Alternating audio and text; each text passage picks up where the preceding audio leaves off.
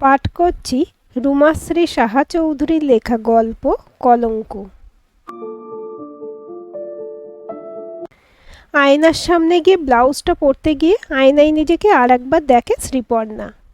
হাতটা পেছন করে অন্তর্বাসটাকে আরেকটু টাইট করে। এবার প্রায় 6 মাস বাদে আসছে সুনভ। অনেকদিন ওর গায়ের সেই পুরুষালী গন্ধটা পায় না। সেই শেষবারে দেখা করার সময়ের স্পর্শ এখনও ছুঁয়ে আছে ওকে। চোখ বুঝলেই পাই গন্ধ আর আদরের মিষ্টি ছোঁয়া। পাগল একটা। বাধা দিলে বলে, যাকে বিয়ে করব কিছুদিন বাদেই তাকে একটু ছুঁয়ে দেখব না?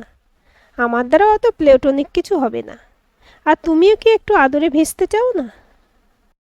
মিষ্টি হাসে শ্রীপর্ণা। হয়তো তারও মন চাই সুনভকে এমনভাবে কাছে পেতে আর আদর করতে। তবুও আবার কোথায় যেন একটা সংকোচ জড়িয়ে ধরে। হয়তো সংস্কারও, তাই বলে ওঠে, আমি কি হারিয়ে যাচ্ছি নাকি? আর তো বেশি দিন নয়, তারপর তো পুরোপুরিভাবে একদম তোমার। ইস, একদম মায়েদের যুগের মতো রয়ে গেল বাচ্চা মেয়েটা। এখনও সাবালিকা হলো না। খুব মজা করেছিল সুনভ। এবার বারবারই বলেছে আগে থেকে, একটু একটু ছোঁয়া না, একটু বেশি কিছু। এর আগে অনেকবারই দেখা করেছে ওরা। শ্রীপর্ণা প্রায় জিন্স আর টপ পরে বা কুর্তা। শ্রীপর্ণা শ্যামলা, টানা টানা চোখ আর টিকালো নাক। মুখের আদল অনেকটা ঠাকুর ঠাকুর ভাব আছে। সবাই শ্রীপর্ণাকে সুন্দরী না বললেও একবার দেখে চোখ ফেরানো যায় না। বন্ধুরা ডাকে আমাদের দক্ষিণের সুন্দরী। সবাই কলেজ পাশ করে বিশ্ববিদ্যালয়ে পা রেখেছে। এক চোখ স্বপ্ন আর সুনভের প্রেমে ডুব দেওয়া শ্রীপর্ণার মুখে খেলা করে একটা অদ্ভুত সুন্দর হাসি। কফি হাউস, বই পড়া আর বন্ধুদের সাথে আড্ডা মেরে আবার কখনো বা ময়দানের সবুজে পা ডুবিয়ে আর সেলফি তুলে সময় কেটে যায় খুশিতে। সুনভের সাথে বেশি দিন প্রেম নয়, বছর 2 হবে। তবু মনে হয় কত চেনা। নতুন চাকরি পেয়ে ছেলেটা এখন জামশেদপুরে। ছুটি খুব একটা পায় না। তাই ঠিক হয়েছে শ্রীপর্ণার ফাইনাল ইয়ারের পরেই সোজা ছাদনাতলাতে। এইভাবে প্রেমকে কলকাতায় রেখে বাঁচা যায় না ভালোভাবে। শাড়িটা মায়েরই, ওর খুব পছন্দের। মা খুব একটা শাড়ি পরতে দেয় না। যা উড়নচণ্ডী মেয়ে, কোথায় উল্টাবে শেষে, বা হয়তো নষ্ট করবে যত্নে রাখা শাড়ি। অনেক বলে ম্যানেজ করে। নিজেই গিয়ে ডিজাইনার ব্লাউজ কিনে এনেছে। মহারাজের আবদার, মেয়েদের নাকি সবচেয়ে সুন্দর লাগে শাড়িতেই। তাই এবার একদম নিউ লুকে দেখা। ফেসবুকে ছবি দেখে আর ভালো লাগে নাকি? ব্লাউজের ফিতেটা নিজেই ঠিকঠাক করে নিয়ে কারুকাজের বন্ধনীতে আবদ্ধ করে নিজের সুডৌল সুন্দর শরীর। উফ, কত রকম কায়দা কানুন, এখানে ফিতে ওখানে বোতাম। তবে আয়নার সামনে দাঁড়িয়ে নিজেকে দেখতে সত্যিই অন্যরকম লাগে। কতদিন বাদে প্রথম ডেটে যাওয়া। এখন এই ডেট কথাটা খুবই প্রচলিত। তবে বৈষ্ণব পদাবলী শ্রী রাধিকার মতো অভিসারী বোধহয় বেশি জমাটি আর মিষ্টি। জায়গাটা ঠিক করাই ছিল। ওই তো সুনভ এসে গেছে। সত্যি কি সুন্দর জায়গাটা, একদম ফাঁকা ফাঁকা। আমি তো চোখই ফেরাতে পারছি না।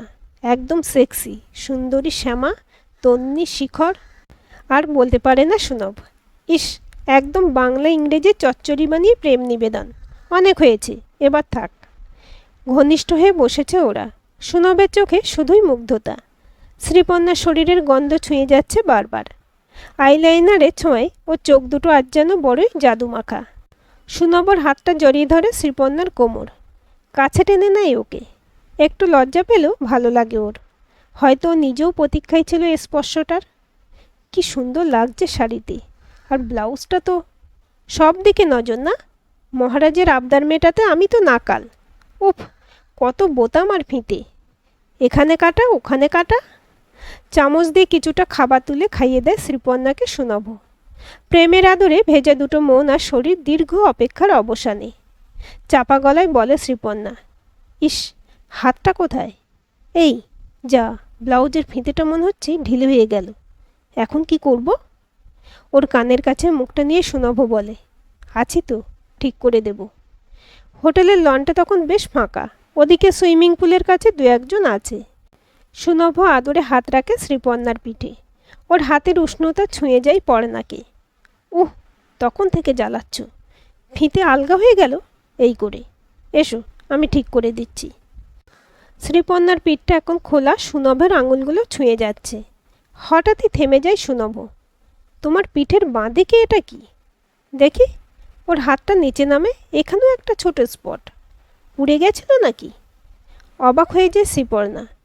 কই না তো, আমি তো দেখিনি। দেখা সম্ভবও নয়, একদম পিঠের নিচের দিকটা। সেটি নয় তো? আর কোথাও এরকম সাদা দাগ হয়েছে দেখেছ? শ্রীপর্ণার ইচ্ছে করে পিঠটা দেখতে, কিন্তু পারে না। মোবাইলে একটা ছবি তুলে দেখায় সুনভ। এরপর দুজনের কেন যেন আর মনটা ভালো লাগে না। হঠাৎই সুনভ বলে, চলো এবার যাওয়া যাক। তুমি কিন্তু আন্টিকে বলে মাস্ট একটা স্কিন স্পেশালিস্ট দেখিয়ে নিও। ডাক্তার দেখায় শ্রীপর্ণা। হ্যাঁ, ওটা সেটি, তবে কোনো ছোঁয়াচে বা সংক্রামক রোগ নয় বললেন ডাক্তারবাবু। খুব ভালো করে বোঝালেন সবটা। ওষুধ নিচ্ছে শ্রীপর্ণা। তবুও এখন ওর অনেকগুলো জায়গায় সাদা ছোপ ছোপ। একটু সময় লাগবে ডাক্তারবাবু বলেছেন। আরও দু একজনের সাথেও পরামর্শ করা হয়েছে। শ্রীপর্ণা এখনও টান টান সুডুল পানপাতার মতো মুখর। এখনকার ছেলেদের চোখে সেক্সিও। তবু শ্রীপর্ণার ব্রেকআপ হয়ে গেল সুনভর সাথে। শোনো, সত্যি বলছি, বিশ্বাস করো, মা কিছুতেই রাজি হচ্ছে না। চোখটা মুছে শ্রীপর্ণা বলেছিল, আর তুমি? মা তো আন্টির সাথে কথা বলেছে, তোমাকে কিছু বলেনি? এত মন খারাপের কি আছে? তোমার দাগগুলো নিশ্চয়ই মুছে যাবে, তারপর বিয়েটা হয়ে যাবে। আরে আমি তো আছি। আর যদি দাগ না মোছে আরও বাড়ে, তাহলে তাহলে কি আমাদের ভালোবাসায় দাগ লাগবে? সুনভ চুপ কথা মন খারাপের মেঘে ভিজিয়েছিল শ্রীপর্ণাকে। সবসময় বোধহয় আঘাত দিতে কথা বলতে হয় না। নির্বাক অবহেলা হয়তো আরও বেশি মনকে বোবা করে দেয় বুকচাপা কষ্টে। শ্রীপর্ণা শুধু বলল, আচ্ছা, যদি এটা বিয়ের পরে হতো, তাহলে তোমরা কি আমাকে ঘরে রাখতে না? অবুঝ হইও না শ্রী, একটু বোঝো। বলছি তো, সব ঠিক হয়ে যাবে। কিছু ঠিক হবে না আমি জানি, কিন্তু তোমার যদি এমন হতো, তাহলে আমি কিন্তু তোমার সাথে থাকতাম। যেমন সুচেতা মাসে ছিল মেশোর সাথে। ফুলশয্যা রাত্রে দেখেছিল গোপন জায়গায় থাইয়ে দাগ। ওরা গোপন করে বিয়ে দিয়েছিল। মাসি মেনে নিয়েছিল। শুধু খারাপ লেগেছিল ওরা ঠকিয়েছে বলে। এখন তো সারা গায়েই আছে মেশোর দাগ। আমি তো তোমাকে ঠকাইনি। মেনে নিয়ে টেনে টেনে চলা জীবনের থেকে বোধহয় সময় নেওয়াটাই ভালো শ্রী। সুনভ সময় নিয়েছিল। শ্রীপর্ণার সাদা দাগটা আরও বেড়েছিল, আর মনের কালো দাগটা কাঁদিয়েছিল অনেক দিন। জোর করে ভুলতে চেয়েছিল সুনভকে আর ওর সাথে কাটানো মুহূর্তগুলোকে। মাঝে কেটে গেছে আরও 2 বছর। শ্রীপর্ণার বিশ্ববিদ্যালয়ের পড়া শেষ হয়েছে আগেই। সুনভকে মনে পড়ে মাঝে মাঝে, তবে এখন আর তেমন কষ্ট হয় না। ক্ষতটা ধীরে ধীরে শুকিয়ে আসছে। 1 বছর দেহের মুখের দাগ আর মনের লাল কালো দাগ নিয়ে সত্যিই দিশেহারা হয়ে গিয়েছিল। সুনভ এখন শ্রীপর্ণার এক্স, যদিও বেশ অনেক আগেই হঠাৎ একদিন সুনভকে আর খুঁজে পায়নি ফেসবুকে। বুঝেছিল ব্লক তালিকায় এখন শ্রী ওর এক্সের কাছে। শ্রীপর্ণা এখন একটা চাকরি করে, মাইনে যদিও খুব একটা বেশি নয়, তবু ওর অনেকটা সময় কেটে যায় এখানে। মনটাও ভালো থাকে। মা, তুমি আজ একটু গড়িয়াহাটে দাঁড়াবে তো? কেন রে, তুই তো কিছুই কিনিস না। তাহলে আবার কি হবে? কিনবো এবার। আমি এখন রোজগার করি মামনি সোনা। মাকে আদর বেশি করলে এমন কত নামেই ডাকে। হাসে শ্রী। ওর নিয়মানুবর্তিতার চূড়ান্ত রূপ মাম্মিজি হাজির। এই মানুষটা তো এখনও ঠেলা মেরে উঠিয়ে খাইয়ে অফিসে পাঠায়, আবার মন খারাপও আশ্রয় পায় মায়ের কাছেই। আগে হয়তো বুঝতো না, এখন খুব খুব ভালোবাসতে ইচ্ছে করে ওই খিটখিটে হাঁটু ব্যথা রুগী মোটু মাটাকে। ওকে আগলে রেখেছে যে জীবনের প্রতিটি পদক্ষেপে। দোকানে ঢোকার মুখে একটু থমকে যায় রীতা, শ্রীপর্ণার মা। বছর 3 আগে শেষ এসেছিল এখানে। তার আগে তো কতই আসতো যে কোনো অনুষ্ঠান হলেই। ওর বেশিরভাগ গয়নাই এখান থেকে করানো। শেষ কিনেছিল একটা নেকলেস আর দুলের সেট, নিজের পুরনো নেকলেস এক্সচেঞ্জ করে। যদিও খুব মন খারাপ করেছিল শ্রীপর্ণা মায়ের গয়না ভাঙতে হচ্ছে বলে। আরে আমার কি এখন ওই রকম জমকালো হার পরার বয়স আছে নাকি? শ্রীপর্ণা বুঝেছিল মা নিজের গয়না দিয়ে বাবার খরচের চাপ কিছুটা হালকা করতে চায়। সেই সময় খুবই খারাপ লাগলেও কিছু বলতে পারেনি। সামনেই তো মায়ের জন্মদিন, তাই জন্মদিন পুজো মিলে ইচ্ছে মাকে একটা সুন্দর লকেট আর কানের দুল সেট কিনে দেবার। এই দোকানে সবাই মোটামুটি ওদের চেনা। দোকানের কর্ণধার শ্রীনন্দা। ওর বুদ্ধিতে আর প্ল্যানে বাবার মৃত্যুর পরও ব্যবসাটাকে অনেক এগিয়ে নিয়ে গেছে। ছোট বড় প্রত্যেক ক্রেতাকে একদম নিজের মতো করে ওদের পছন্দ অনুযায়ী গয়না দেখায়। শ্রী ঢুকেই একবার দেখে নেয়, আজ মনে হয় নেই। ওদের দুজনের নামের বড্ড মিল। এই নিয়ে এর আগে শ্রীনন্দা মজাও করেছে। দিদি নেই? না ম্যাডাম, একটু বেরিয়েছেন।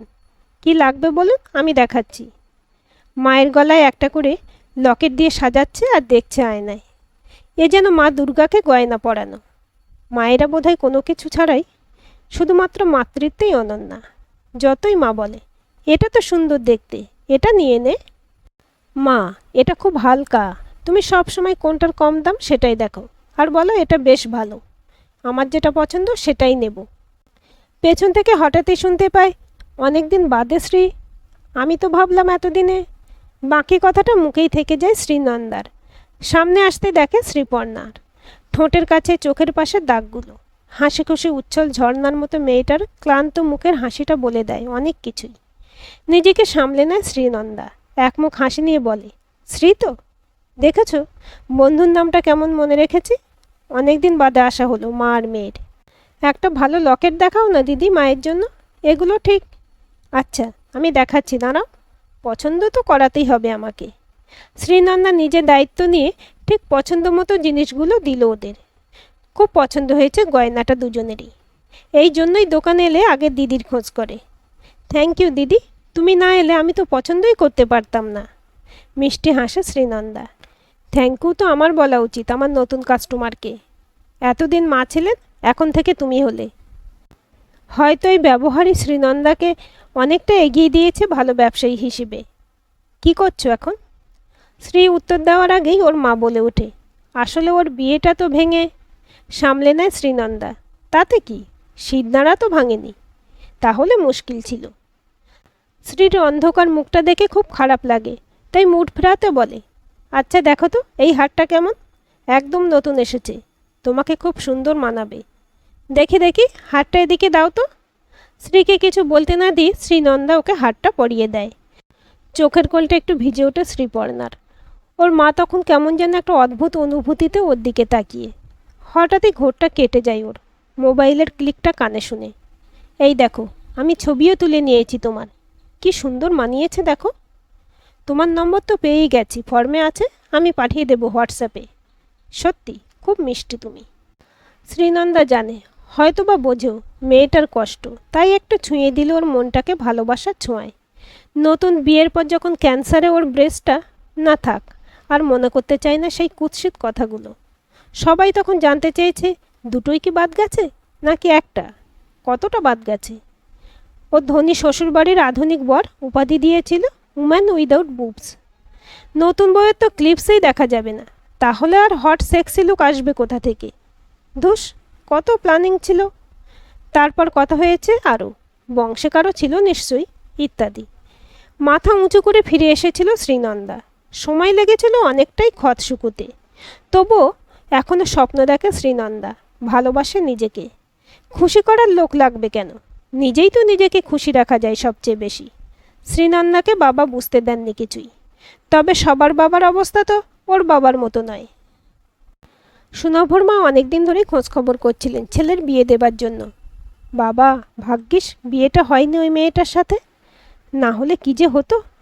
শুনেছে ওই মেয়ের দাগ তো মোছেইনি, উল্টে আরও ছড়িয়েছে। এবার আর ভালোবাসার বিয়ে নয়, একদম ঘষে মেজে আর দেখে শুনে পাত্রী যাচাই। মায়ের বাড়ি থেকে বাবার বংশ সবটা যাচাই করে মেয়ে ঠিক করা। এই মেয়ের গায়ের রঙটাও ভালো। আসল তো বাপু ওই রঙটাই, ওতেই 90% সুন্দরী। ওটি না থাকলেই তখন বলা হয় মুখটা কিন্তু মিষ্টি, অথবা চোখটা টানা বা নাকটা চোখা, এই মানে শাক দিয়ে মাছ ঢাকা। বিয়ের কেনাকাটা শুরু হয়েছে আজই সুনভ এলো। ছেলে আর হবু বৌমা দুজনকেই লাগবে অন্তত শাড়ি আর গয়না কেনার সময়। ওদের বাড়ির কাছেই নতুন গয়নার দোকানের উদ্বোধন হবে আজই, তাই সুনভর মায়ের ইচ্ছা প্রথম কাস্টমার হিসেবে কেনাকাটা করা ওখান থেকেই। কারণ আজ অনেক অফার উপহার সব আছে। ওরা বাড়ি থেকে বেরিয়ে পিউ মানে হবু বৌমাকে আগে তুলে নেয় গাড়িতে। পিউ ফর্সা, তাই সব রঙই ওকে মানায়।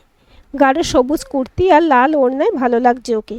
তবু সুনভু বলে, শাড়ি পরলে পারতে আজকে, আই লাভ শাড়ি।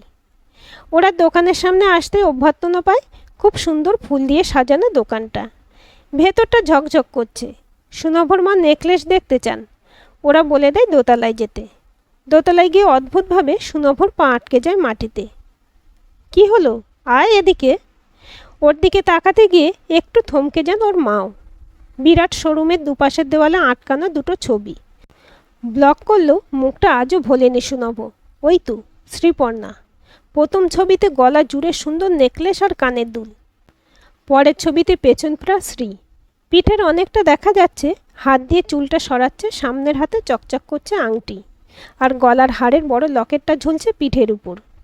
শ্রীপর্ণার টান টান পিঠ, পান পাতার মতো মুখটা যেন আরও বেশি সুন্দর হয়ে উঠেছে গয়নার সাজে। দাগগুলো আছে বলেই হয়তো চোখটা ফেরানো যাচ্ছে না।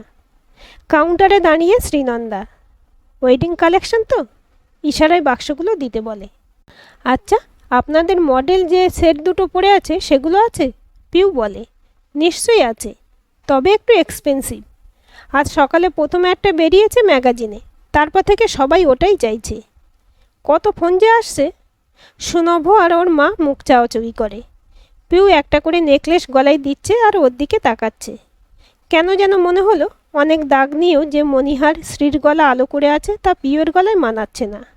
বেরোনোর সময় সুনভ দেখলো সারা দোকান জুড়েই আজ নানা সাজে শুধুই শ্রীপর্ণা। এসিতেও কেমন যেন দম বন্ধ লাগছিল সুনভর। গাড়িতে বসে একটু ভালো লাগলো।